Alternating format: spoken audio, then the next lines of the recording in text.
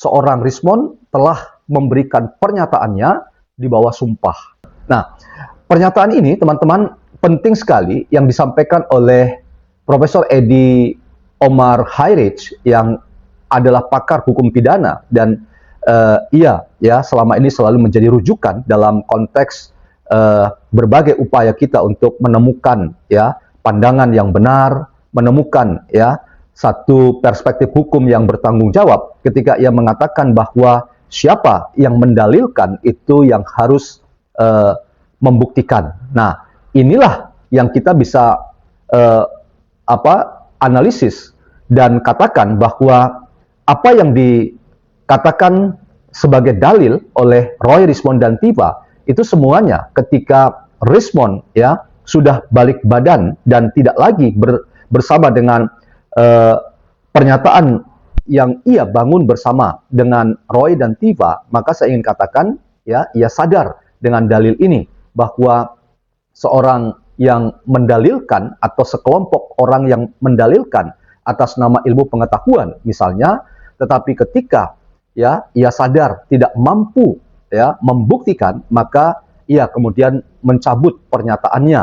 Nah, hanya masalahnya ketika pernyataan Rismond itu kalau kita pakai logika, misalnya Refli Harun yang katakan itu sudah dipublikasikan, jadi tidak semudah mencabut pernyataan Rismond yang sudah dipublikasikan ke dalam buku. Nah, itu pertama. Lalu hal yang sama juga menyusul ketika kita melihat kurang lebih 1 bulan yang lalu Rismond menjadi saksi ahli di persidangan citizen lawsuit di Pengadilan Negeri Surakarta. Dan Anda tahu di situ Rismond memberikan keterangan sebagai ahli dan lagi-lagi posisinya itu adalah memberikan pernyataan bahwa ijazah Pak Jokowi karena tidak pernah dihadirkan maka harus disebut sebagai ijazah palsu. Nah, ini semua teman-teman memberikan pesan kepada kita bahwa seorang Rismond telah memberikan pernyataannya di bawah sumpah dan ini mengikat pada yang memberikan pernyataan dalam hal ini Rismond. Sehingga kalau misalnya tidak ada ruang yang elegan dan itu di pengadilan juga, maka pernyataannya itu harus dianggap benar. Pernyataan itu harus dianggap sebagai kebenaran sebelum ia mencabutnya di tempat yang namanya pengadilan. Jadi dari logika itu teman-teman, saya bisa membayangkan bahwa Rismond memang sekalipun sudah memohon maaf dan mengakui ia tidak bisa membuktikan dalilnya seperti yang dikatakan oleh Profesor Edi Omar Hajric bahwa pemohon harus yang membuktikan bukan termohon, maka dalam konteks ini gagalnya pembuktian dari seorang Rismond sehingga ia kemudian akhirnya meminta maaf kepada Pak Jokowi, kepada rakyat Indonesia termasuk kepada Pak Gibran, itu adalah bagian-bagian yang ia harus bawa ini ke persidangan. Untuk di persidangan di hadapan hakim ia mencabut seluruh pernyataan-pernyataan sebelumnya yang ia sudah sempat katakan baik di publikasi buku maupun di dalam persidangan CLS di PN Surakarta. Nah, ini teman-teman kembali mengingatkan kepada kita apakah pernyataan dari Profesor Omar Hajric ini benar-benar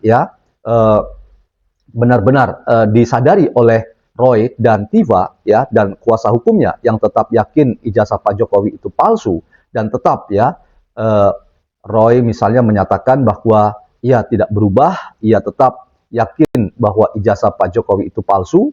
Nah, dalam konteks itu teman-teman, saya ingin katakan bahwa upaya untuk sekali lagi menempatkan pernyataan dari Profesor Edi Omar Hajric, apakah seorang yang mendalilkan bahwa ijazah Pak Jokowi itu palsu, itu mampu membuktikan, saya katakan kalau berkaca pada Rismond, maka itu tidak benar. Kalau merujuk pada Rismond, maka itu tidak tepat. Dan karena itu, saya ingin katakan, ini adalah satu cara yang terbaik untuk mengangkat dan sekaligus mengingatkan kasus ini agar orang-orang seperti Roy Suryo dan tentu Tiva dan kuasa hukumnya memang benar-benar harus fokus dan konsentrasi untuk membuktikan dalil-dalil mereka. Jadi bukan Pak Jokowi yang harus ya membuktikan dalil-dalil bahwa ijazah dari Pak Jokowi itu adalah ijazah palsu. Nah, kalau tidak,